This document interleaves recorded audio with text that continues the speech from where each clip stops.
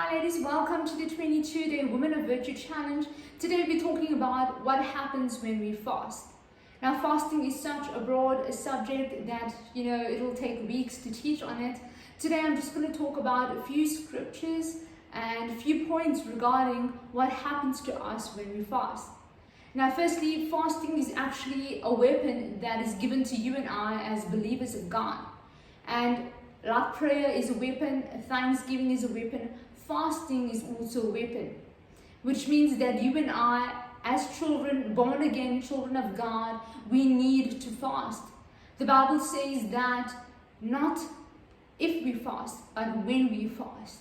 In Matthew 4 verse 4, the Bible says, "But he answered, and it is written, man shall not live by bread alone, but by every word that comes out from the mouth of God." Amen. So you and I, as believers, we cannot live by just bread alone. We need our spiritual food. And spiritual food is the things of God. It's the word of God. Amen. When we fast, we begin to eat the spiritual food. Amen. So what does fasting do? The first thing that I have here is that fasting breaks the bands of wickedness. It breaks and it loosens the bands of bondages. Now, over the years, when you were in the world, or it might be from a generation, bloodline, that we all have these bands of wickedness at one point in our lives.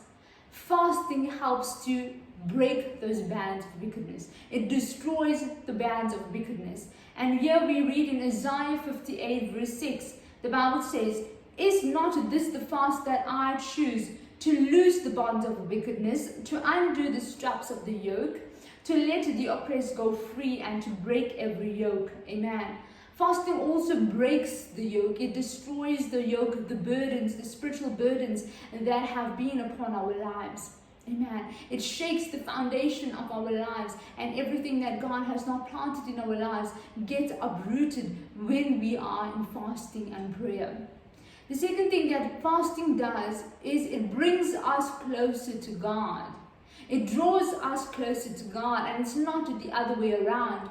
God does not come closer to us, but we go closer to Him. The Word of God says, "When you draw closer to me, I, God, will draw closer to you." So fasting helps us to draw closer to God. Amen. That we have, we give up our physical food for spiritual food.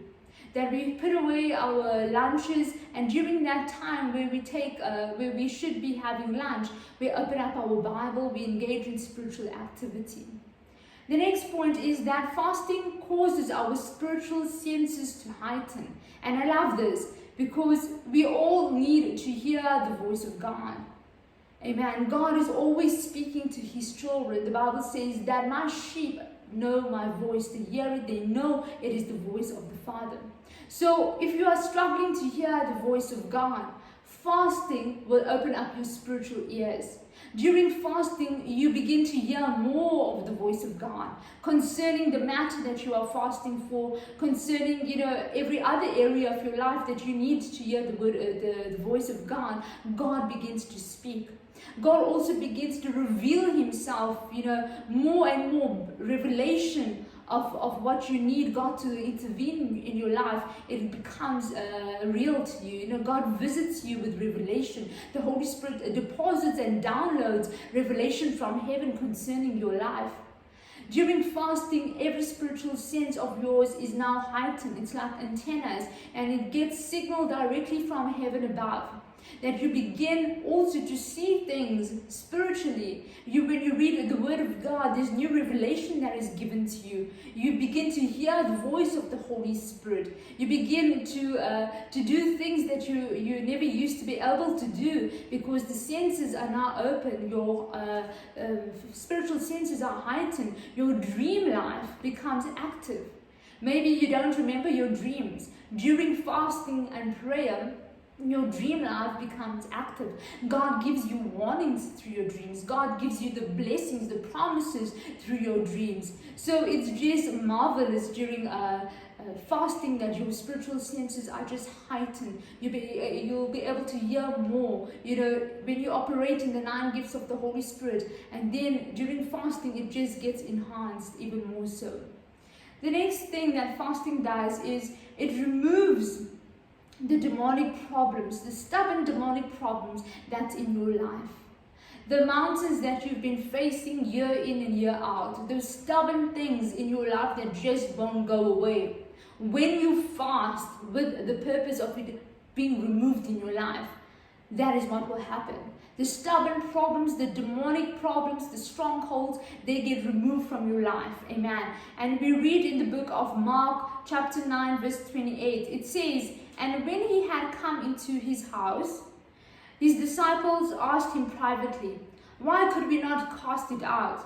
So he said to them, 'This kind come out by nothing but by prayer and fasting.'" Amen. Hallelujah. So this means that, there are certain things in your life that you will pray about, but prayer isn't enough for it to be removed. Certain doors that you are knocking on, but praying through, knocking on it through prayer is not enough. You need to accompany your prayer with fasting. And it's so important that when you fast, you need to pray. Otherwise, you are just starving yourself, But you need to accompany it with prayer. It's called prayer and fasting.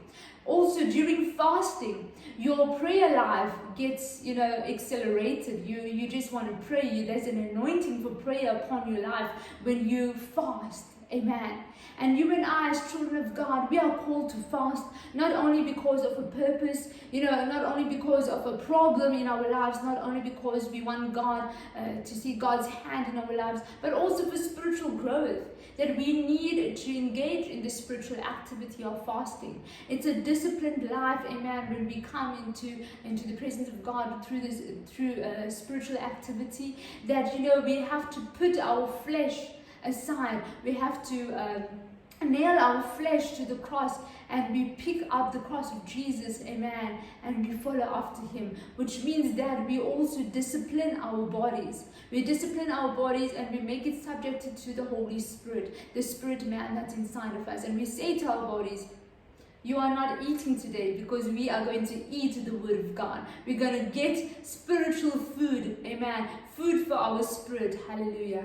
And when you start to fast, maybe it becomes difficult, the first day, the second day. Thereafter, I'm sure you will be able to fast even a week. I know, a few years ago we went on a fast, and there were people that never fasted before, and they were able to do a 14-day fast. They were even able to do an Estes fast, which means no drinking of water, no eating of food for 3 days straight. So it's marvelous because it is a spiritual activity. Our bodies cannot do it, but the spirit man, hallelujah, in us can do it. And when we ask God, we come before him, we tell him that this is the purpose of our fast, the reason that we are fasting. We ask the Holy Spirit to help us and tell you it's going to be perfect. You're not even going to feel hungry. You're not even going to get that headache. You're just going to go through it because God is carrying you through it. Now, apart from spiritual benefits, there's also physical benefits. And this should never ever be a reason for you to fast. It's always a spiritual reason because it is a spiritual activity. But it also has physical benefits attached to it. And the most common one is, we all know that it helps with diet. That our diets are changed, it's altered, and we do not consume food during the day. So yes, you might lose a few kilos. The other benefit is that it detoxes our bodies. It removes every toxin from our body. It also has benefits of reducing and preventing diabetes, reducing high blood pressure. And one of the other benefits is it slows down the aging process. And that's marvelous. There are other physical benefits, but I'm not going to go through in detail with it. The most important thing is we fast for spiritual reason. Amen. Spiritual purpose. I hope that this has blessed you, woman of God. May God bless you.